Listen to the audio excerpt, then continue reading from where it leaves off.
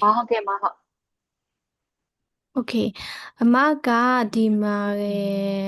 ကအရင်ဆုံးဒီစခရင်မြင်ရလားအမစခရင်မြင်ရလားအာဟုတ်မြင်ရမှာမြင်ရโอเคအမခဏလေးနော်တရားသွားမယ်ဒီကျောင်းမလျှောက်ခင်မှာကွာအမဆိုရင်အမကကျောင်းမလျှောက်ခင်မှာဒီ program နေအမကဒီဟိုဟာနဲ့ပြီးရဆိုတော့ ID နဲ့ပြီးရဆိုတော့အမကျောင်းနေရှာတယ်ကွာ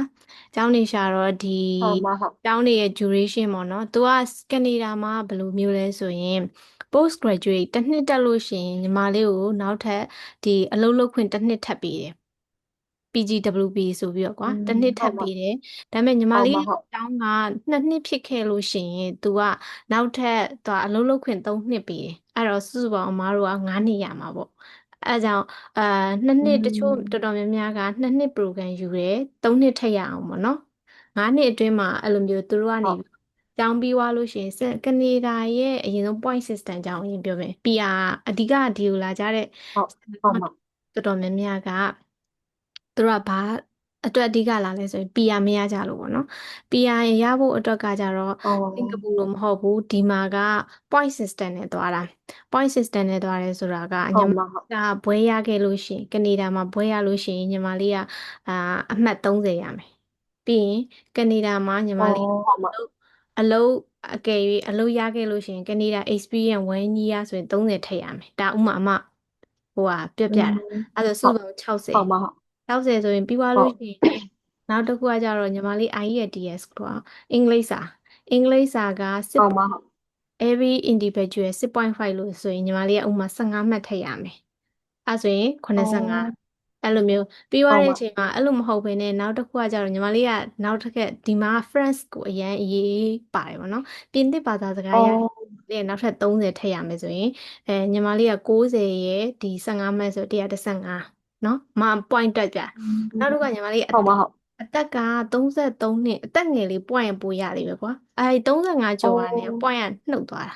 နေအဲ့ဒါညီအောမလေးက်အသက်30အောက်ဆိုရင်33အောက်ပဲထားပါတော့သူပုံမှန်33လောက်ပေါ့နော်33အောက်ဆိုရင်22ဆိုရင်ညီမလေးကအော်တို point ကဒီလူငယ်တွေအတွက် chance ပုံများတော့ဗောနော် point ကအော်တို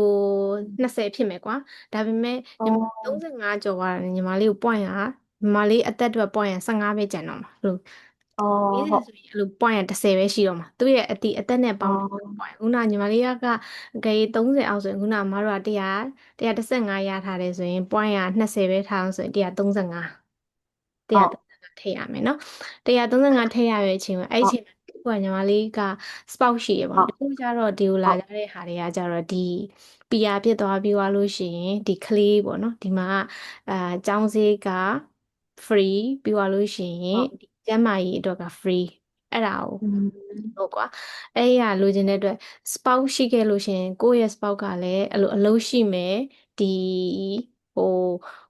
အလုပ်ရှိမယ်ကနေဒါ experience ရှိမယ်ဘွဲရမယ်ဆိုလို့ရှိရင်သူကလည်း IELTS score တက်မယ်ဆိုရင်ညီမလေးတို့2 ယောက်ပေါင်းကို point 150ဖြစ်သွားပြီ150အောဆိုသူတို့က်ဒီပြည်နယ်အတွက်ဒီကနေဒါရဲ့ Ontario အတွက်ကိုဒီပြည်နယ်အတွက်အဲဒီနှစ် point 150 point 140နဲ့ခေါ်သွားတယ်ဆိုရင်ညီမလေးရဲ့ point ကအော်တို150ရပါတယ်ဆိုလို့ရှိရင်ညီမလေးရဲ့ PR invitation ရတယ်ဒါစာအောလုံး်ဝဲနဲ့သူ့ရဲ့ဒီ PR system point system နဲ့သွားတာပေါ့နော် ဟုတ်မဟုတ် point down လုပ်ဖို့အဲ့ဒီအချိန်မှာอืခုနมကအဲ့ဒီလိုမျိုးနဲ့မြန်မာတွေကအများဆုံးလာကြတယ်ဒါပေမဲ့ပြဿနာဘာလဲဆိုတော့အဲ့ကိုရဲ့ဒီရွေးချယ်လိုက်တဲ့ career အဲ့ဒီမှာ career ရဲ့ point အများဆုံးရတဲ့ဟာမှာအာ NAS ကထိပ်ဆုံးอ่ะဗောနော် medical อื medical มမှာ ဟုတ် medical ထိပ်ဆုံးอ่ะပြီးသွားလို့ရှိရင်ဒီ engineering ပေါ့နောက်တစ်ခုကကြတော့သူတို့ရဲ့ဒီ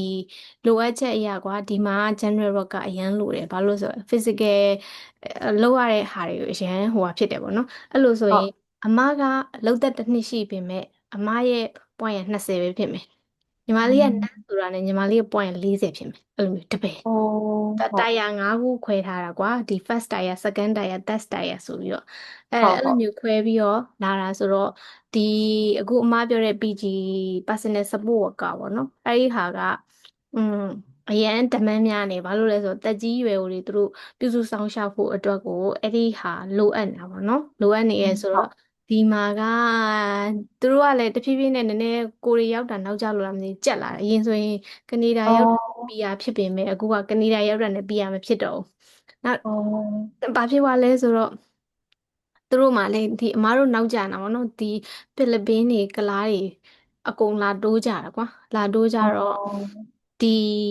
ကနေဒါမှာသူကအဲ့လိုမျိုးဟိုတချို့ program တွေကို PGWOP align မဖြစ်တော့ဘူးဆို short ချလိုက်တဲ့ချိန်မှာဘာဖြစ်သွားလဲဆိုရင်တချို့ဆိုရင်ဒီ post graduate တစ်နှစ်လာတက်ပြီးတော့ဒုတိယ program ကိုကြတော့အဲ့ဒီ line ပြောင်းကုန်တာပေါ့နော်ဒီ အော် PGW ဆိုPSW ဆိုတဲ့ Personal Support Worker ဆိုတဲ့ program ကိုပြောင်းယူကြတာအဲ့တော့ဒီ personal support worker နဲ့ပတ်သက်ပြီးတော့အမကကျန်တဲ့ကျောင်းတွေလည်းအများကြီးရှိတယ်ကွာလန်ဒန်ရယ်ဟုတ်ကဲ့ဒီဗန်ကူးဗားရယ်ဒါကနေဒါကတော့ကမ္ဘာပေါ်မှာအာ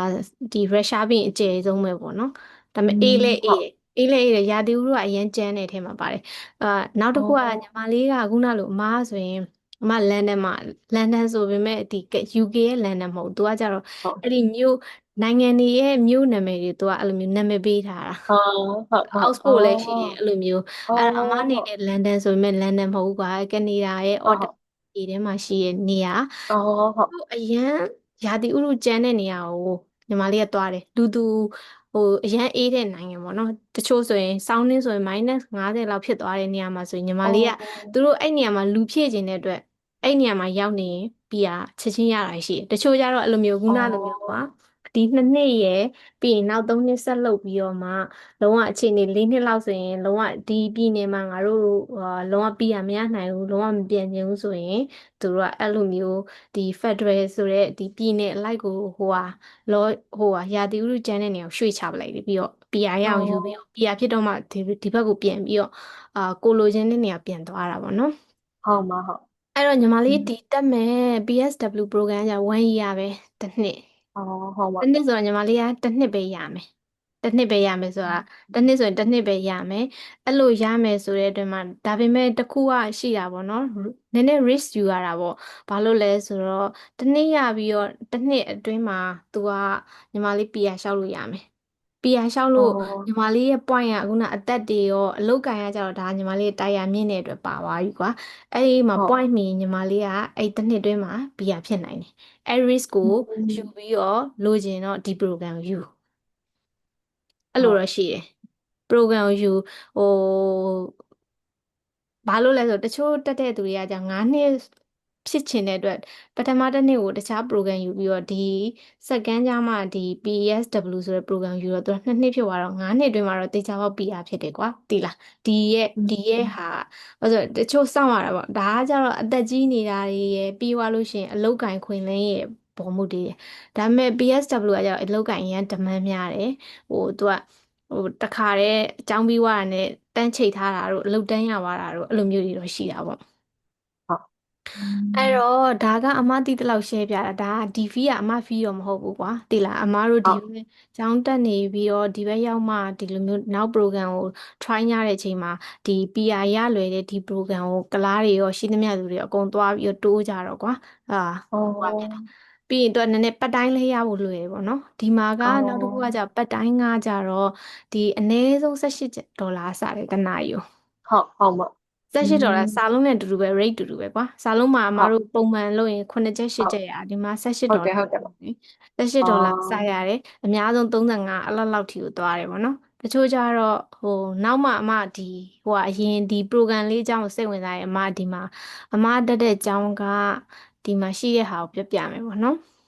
ဟုတ်မှာဒီဒီ support worker မှာ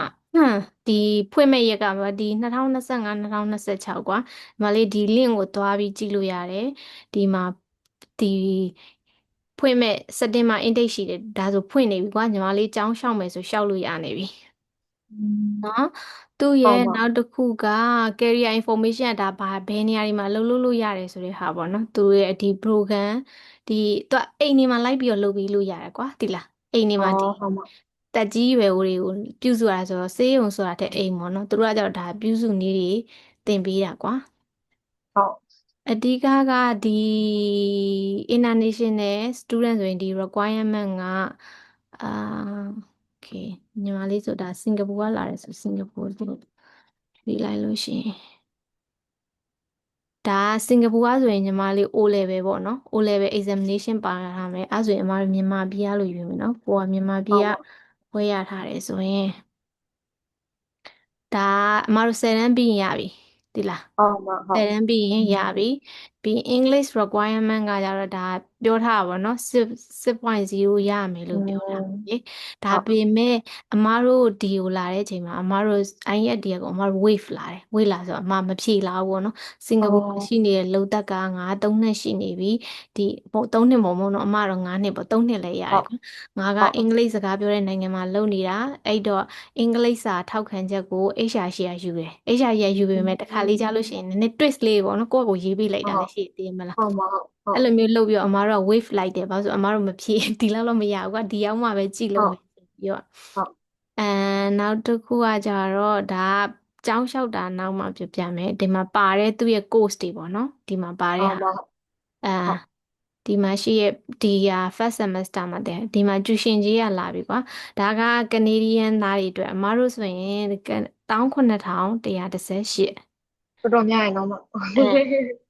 ဟာအဲ့ဒီဟာရှိတယ်ဆိုတော့သူဒီမှာအဲ့ဒီဟာကိုဘယ်လိုပေးရလဲဆိုတော့သူကတစ်ခါလေးတော့ပေးစရာမလိုဘူးပေါ့နော်ဒီမှာအော်ဟုတ်သူက first term မှာ9000သွင်း second term မှာ9000သွင်း third term မှာ9000သွင်းအော်ဒီလိုမျိုး separate လုပ်လို့တော့ရတယ်ပေါ့နော် separate ဟုတ်ပါလုပ်ပြီးတော့ဟာသွားပြီးတော့တက်လို့ရတယ်ကျောင်းရှောက်မယ်ဆိုရင်တော့ဒီနောက်ပြီးကျမှအမဟိုဟာကျောင်းရှောက်နေရဒီမှာလွယ်ပါတယ်ကျောင်းရှောက်တဲ့ဟာလေကျောင်းရှောက်တဲ့ step တွေကိုရှင်းပြမယ်ဒါပေမဲ့အခုနညီမလေး course ကဒီမှာ19000ဒါရှိရဟုတ်ဟုတ်အမတွက်ပြမယ်နော် โอเคခဏလေး19000ဒါက school ရဲ့ fee ပါနော်ဒါအဲ့တော့ first term မှာညီမလေး first term ဆိုတာကျောင်းမတက်ခင်မှာဒီ level 1မှာညီမလေး9000သွင်းရတယ်ပဲထားနော်ဟုတ်9000သွင်းရတယ်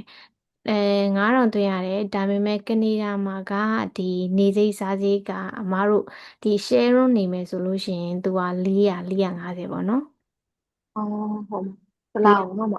အမ်အဲ့လောက်ပဲရှိတယ် space တော့ရှိတယ်ဒါ room ပေါ့နော်အခဟုတ်န်းကရင်ပြီးရင်စားတာတောက်တာပေါ့နော် food နဲ့အစားအသောက်ကကြတော့ညီမလေး basis food ကအမဆိုရင်ဟိုအပြင်မှာဝယ်စားရရန်စီးကြီးတော့ကိုယ့်အကူချက်စားတယ်အစားစားတယ်ဟုတ်ပါဟုတ်ကျောင်းကလည်းဟိုလိုမျိုးအချိန်ပြည့်မဟုတ်ဘူးကွာတစ်နေ့ဟိုမှ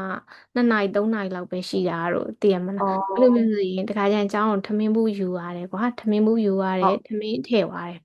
အဲ့လိုဟုတ်မျိုးဆိုတော့ထမင်းနဲ့တပတ်ကိုအမ90ပဲထားအောင်ဒါအများဆုံးအမအစားကောင်းကြိုက်တဲ့အတွက်ကွာအဲ့လိုချက်ပြုတ်စားတဲ့အတွက်ဟုတ်အနည်းဆုံးအဲ့300ထားဒါအမချွေတာ3နိုင်200လောက်နေရတယ်ကွာသိလားဟုတ်ပါဟုတ်ဟုတ်ပြီးသွားရင်ညီမလေးအစားတောက်ပြီးရင်ဒီဖုန်းပေပေါ့နော်ဖုန်းပေကကြတော့သူ့ရဲ့အာစာလုံးမလို့30တန်တော့မရဘူးတိလားဒီမှာလေအော်ဟုတ်ပါ30တန်တော့မရဘူးဖုန်းပေကအနည်းဆုံး60လောက်တော့ရှိတယ်ဟုတ်ပါဟုတ်ဖုန်းပေစေဒါပေမဲ့ bus ကဒီ transportation ပေါ့နော် transportation ကကြတော့ဘာဖြစ်လဲဆိုတော့ तू က free ကျောင်းသားဆိုရင်ကျောင်းသားကမတို့မှာ free เนาะอืနောက်ကအဲ့มဒီဒီကျန်းမာရေးကလည်း free စေဝါ အော free ်တခြားဒီကျောင်းကပေးတဲ့ facility တွေမှာဒါတွေအကုန်ပါတယ်ကွာအဲ့တော့ညီမလေးဒီ average freshman ကညီမလေးဘယ်လောက်ကုန်မလဲဆိုတော့9830ဒါဟိုပထမလပေါ့ကွာကျောင်းက4လတက်ရမယ်ဆိုရင်ညီမလေးဒါကိုတွက်ပြီးတော့4နဲ့မြောက်လိုက်ပေါ့4နဲ့မြောက်မဟုတ် sorry ဒီဒီဟာတစ်ခုကိုတစ်လောက်830နဲ့မြောက်တယ်ဆိုရင်ညီမလေး3200လောက်တော့ကြာမှာပေါ့4လတက်တယ်ဒါပေမဲ့အဲ့ဒီမှာညီမလေးခုနပေါ့နော်ပတ်တိုင်းရှာမယ်ပေါ့နော်ပတ်တိုင်းရှာမယ်ပတ်တိုင်းရှာမယ်ဟုတ်ဆိုရင်ညီမလေးတစ်ပတ်ကိုနိုင်20လောက်ခွင့်ရှိတယ်နိုင်20ဆိုရင်တစ်နာရီကို$18ပဲထားအောင်ကွာဟုတ်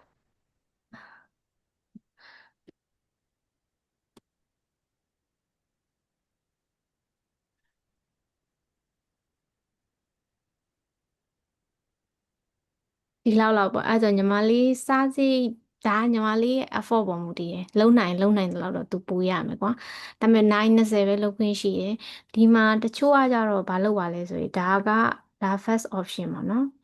second option ကကြတော့တချို့ကဘာလုပ်လဲဆိုတော့ဒီမှာကပတ်တိုင်းနေရာမှာဘာလုပ်ကြလဲဆိုတော့သူတို့ကဒီကားမောင်းတာဥပဆွဲတာသိလား ဟုတ်ဥပဆွဲပြီးတော့သူတို့တစ်လကိုဘယ်လောက်ပြန်ရှာနိုင်လဲဆိုယောက်ျားလေးတွေပေါ့နော်ဒီညဘက်ဒီ12နာရီထိဆွဲတယ်တစ်နာရီထိဆွဲတယ်သိလားကိုက driving license ရှိတယ်ဆိုတော့ driving license မြန်မာပြည်ကနေလောက်လာခဲ့ပေါ့နော်ဒီอืမပြောတာมကိုနည်းနည်းလက်ထိုးပြီးတော့လောက်လာခဲ့လိုက်ကွာဒီမှာဟုတ်ဖြည့်ပြီးွားရင်ကားမောင်းတက်ပြီးတော့ဥပဆွဲတယ်ဆိုရင်ဒီအမတို့လန်ဒန်မှာဆိုလို့ရှိရင်တော့နော်ဒီအမတည်ရဲ့နောက်ထပ်အဲ့နောက်မှာပဲသူတို့အင်တာဗျူးပေးမယ်ပေါ့ သူတို့ဆိုဟုတ်ရင်ရှာတာက2000လောက်ပြန်ရှာနိုင်တယ်တစ်လောက်2000ဟုတ်2000လောက်ပြန်ရှာပြီးသူတို့ကဘာဖြစ်သွားလဲဆိုတော့နေစိမ့်စားစိမ့်နှုတ်ပြီးတော့အိမ်လခကိုသူတို့အိမ်လခတွေလည်းပေးတယ်ဒီအိမ်လခလည်းဒီဟာလောက်ထားပြီးတော့ကွာသူတို့ကျန်တာဒီဟာလောက်ထားပြီးတော့ကျန်တာကိုသူတို့အိမ်ကိုလည်းပြန်ပေးတယ်ပြီးရင်သူတို့ရဲ့ဒီပတ်စံကျန်တာကိုစုပြီးတော့သူတို့ကစကန်တန်းအတွက်ကိုပတ်စံကိုကျောင်းလခကိုအဲ့လိုရှာပြီးတော့တွင်းသွားတာပေါ့အဲ့လိုတော့ရှိတယ်ဒီ ဟုတ် level 1ပထမဒီ initial ကြီးကတော့ပေးရမယ်ဒါကဒုတိယကြီးကကြတော့ဒုတိယမှာကြတော့ပတ်စံကိုဘယ်လိုရှာပြီးသွားလဲဆိုတော့ခုနလိုမျိုးသူတို့ဒီရလာတဲ့လစာဝင်ငွေနဲ့စကန်တန်းရဲ့လစာကိုတွင်းသွားတယ်ပေါ့နော်ကျောင်းရဲ့စဟုတ်ကန်တန်းတွင်းသွားတယ်တက်တန်းတွင်းသွားပြီးတော့သူတို့အဲ့လိုနေစိမ့်စားစိမ့်နဲ့ဒါကအမသိသလောက်ဥပမာမောင်းပြီးတော့ပတ်စံရှာသွားပြီးတော့လုပ်တဲ့ဟာရိုးပတ်တိုင်းဆိုရင်တော့ညီမလေးအာဟိုဟာလောက်ပဲရမှာပေါ့နော်နိုင်20ပဲလုပ်ခွင့်ရှိတာဆိုတော့တိုင်း20ပဲဟုတ်300ကျော်များဘူးပေါ့နော်ဒါပေမဲ့ဟုတ်တချို့ဒီမှာလည်းရှိပါတယ်စာလုံးလိုပဲကွာဟိုနိုင်20လို့သာသတ်မှတ်ထားပေမဲ့ဘဏ်ကတ်နဲ့မပေးဘဲနဲ့ cash ပဲပေးတဲ့ပတ်တိုင်းနေဆိုရင်နိုင်အများကြီးလုပ်လို့ရတယ်ကွာဒါကอืကိုယ်အมလုပ်ရှင်ကကိုယ်ကြိုက်တဲ့ပုံမူတည်ပြီးတော့အဲ့လိုလုပ်ပြီးတော့ရှာပြီးတော့ကျောင်းပြန်တက်ပြီးတော့သူတို့သွားတာပေါ့နော်ဒါဘဟုတ်တ်ဂျက်ပလန်အတွက်အမကပြောပြတာ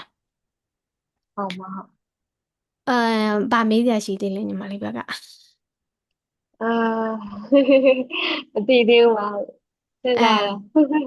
ဗာမေးရမယ်မသိသေးဘူးဟုတ်လောလောဆယ်တော့အခုလောလောဆယ်တော့အမားဘက်ကအဲ့ဒါပေါ့နော်ဒီဟုတ်เจ้าနဲ့လာမယ်ဆိုရင်လာမယ့်ပုံစံပေါ့တချို့ကကြတော့အာအဲ့ဒါနောက်တစ်ဆက်ရှင်ပေါ့နော်နောက်အကိုတယောက်နဲ့ရှင်းပြမယ်သူကလည်းမေးထားတာပေါ့နော်เจ้าမဟုတ်ဘဲဟုတ်နဲ့တချို့ဘယ်လိုလာလို့ရလဲဆိုတော့เจ้าမဟုတ်ဟုတ်ဟုတ်ဘဲနဲ့လာလို့ရတဲ့လေ9နည်းလောက်တော့ရှိတယ်ပေါ့နော်ဟိုอืအဲ့လိုမျိုး ม expert entry ဆိုပြီးတော့ဒီသူတို့နိုင်ငံမှာလိုအပ်နေတဲ့ worker ပုံစံမျိုးနဲ့ကိုက found တင်ပြီးတော့စောင့်ပြီးတော့ nominate လုပ်ပြီးတော့သူတို့ကနေပြီးတော့ခေါ်တာပေါ့နော် withdraw လုပ်တာ local တွေကလည်းခေါ်သလိုဒီ outside of Canada ရဲ့ outside ကနေပြီးတော့လေသူတို့ဟို draw လုပ်ပြီးတော့ညီမလေးတို့ကတော့အဓိက found တင်ထားမှာပေါ့ငါက what experience ဘယ်လောက်ရှိရငါ့ရဲ့ education ဘယ်လောက်ရှိရဒီ IELTS score ဘယ်လောက်ရှိရတချို့အဲ့အမသိသလောက်အမမလာခင်တော့အဲ့စင်ကာပူက nest လင်မြန်းနှစ်ယောက်ဆိုရင်သူတို့ယောက်ျားတော့ဒီတခြားပိုင်း ID ဘိုင်းကွာမိန်းမ nest သူကကြတော့အဲ့လိုမျိုးဒီကနေဒါရဲ့ IRCC website မှာ expert entry ဆိုပြီးတော့သူကဒီဒီမှာက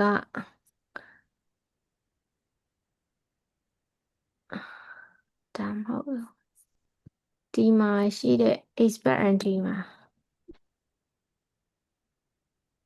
ဒီဒီကနေပြီးတော့ကွာဒီ